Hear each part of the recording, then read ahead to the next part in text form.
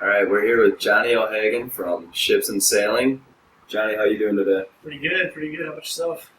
Pretty good. Been a long day, but more importantly, how is Ships and Sailing started?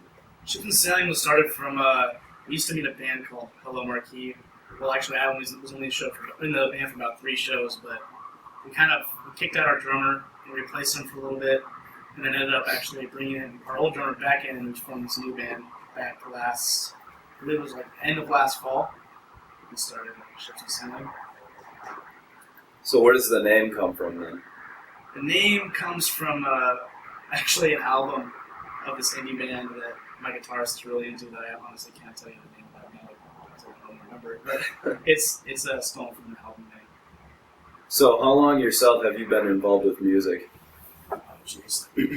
As far as music, pretty much my whole life. My mom is a piano player and singer, and I grew up doing that with her in church and in elementary school and in junior high doing I did a lot of school theater type stuff and also church singing and the whole performing wise, maybe about a year and a half.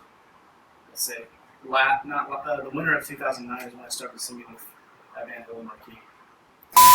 So what bands inspire your musical style the most?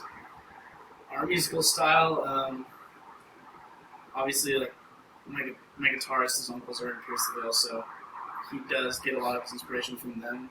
But he kind of just writes whatever he's feeling. We've tried to sit down and write generic, simple music, but his mind is really sporadic. So he writes just really crazy riffs, and we just kind of go off and every song kind of starts. He'll record a sample, about 30 seconds to a minute of a guitar riff, and then we'll just write off of that. But it's always just kind of random. He'll just email me a link of something he wrote. But definitely, he gets a lot of it from Pierceville, a lot of it from bands in the whole dance cabin dance kind of scene. But I wouldn't say he actually completely bases it off another band. He just has a sporadic mind. So it's more just based off of more of just what you guys want to hear? Yeah, whatever sounds good to us that day, Right. So, if you can name an album or two, what albums have changed your outlook on music, if any? Oh, jeez. I'd probably say, one album, actually 2 albums. Probably Worship and Tribute and Everything You Ever Want to Know About Silence by Glassjaw, just because Glassjaw is my favorite band by far. And those 2 albums are definitely, maybe not everyone else in the band, but me, made me really get kind of balls deep into music. So I like what those albums are all about. So, out of all the songs that you've recorded and or written, which one would you say means the most to you and why? Definitely the new single "Made of Crystals" is a big step, and it's a really personal song. I don't know if you guys know this, but there is a voicemail, sample at the end of the song that was taken off my cell phone by the girl that song's kind of based about. And that song's about a big altercation between me and a best friend over him kind of selling me out to this girl he was trying to get with, which is an ex-girlfriend of mine. That song and the song "Bones" on our EP Pavlo, because we wrote that when we first started Ships and Sailing, when we had a fill-in drummer for a while, and it's basically about why we gotten rid of the other 2 members and started a new band. So those songs definitely, because they're really personal to me. So though you've only been a band, for a short amount of time, what's the response been to the music you've released thus far? Honestly, we had a good response, not super strong response until this new single came out. We've had a really good response about that, and we played a show at Soma a few weeks ago, and people were really, really digging it. It was cool, have random people come up to me and just talk about how they were really impressed with what we were doing. Do you plan on recording and releasing a new EP or an album?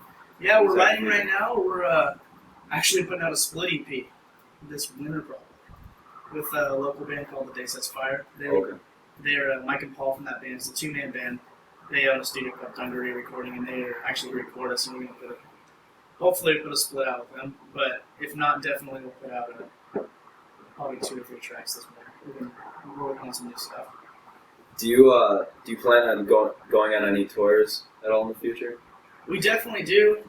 like obviously every band wants to go on tour, but you know there's certain things that need to be done first. We're really big advocates for like making sure we have a strong fan base in San Diego before we try and go out to other cities, because we have a lot of friends that are in bands that have gone on tour and it's kind of been like pointless. Like no one knows who they are, and they go on tour. Maybe they get two fans, you know, in each city. But we want to make sure we have a good, solid amount of music to work with, because our set's still not completely long enough. So we want to make sure we have a lot of music out before we can do something like that. If today was your last day on Earth, what would you wish to accomplish? What I wish to accomplish. Tour. Have an album out on a label. I don't foresee us putting out an album until we're signed, to be honest with you, because it's a lot of things it's a lot of songs. Like a whole album's a lot of songs for a label to take in. So I don't know. It would be cool to have somebody pay for us to play full length into a tour. You know, obviously that's kind of every band's dream. Right. So, do you have any final thoughts or comments for the viewers? Not really. I just say if you're a musician and you write music, make sure you write what you want to write. Don't try and just appeal to what kids in like the metalcore or post-hardcore scene want. Make sure you're having fun. You're doing what's real. There's a lot of bands out there that are not real. Don't mean what they say, but you know, Ships and Symbols really tries to be exactly what we talk about. Exactly, we mean everything we say. I would give that out as some advice to people. Just make sure you're not trying too hard to kind of fit in. Make sure you're just doing it to have fun and you're doing it for the right reasons. All right. Well, that concludes our interview with Johnny from Ships and Sailing. So until next time, keep it classy, mixtape.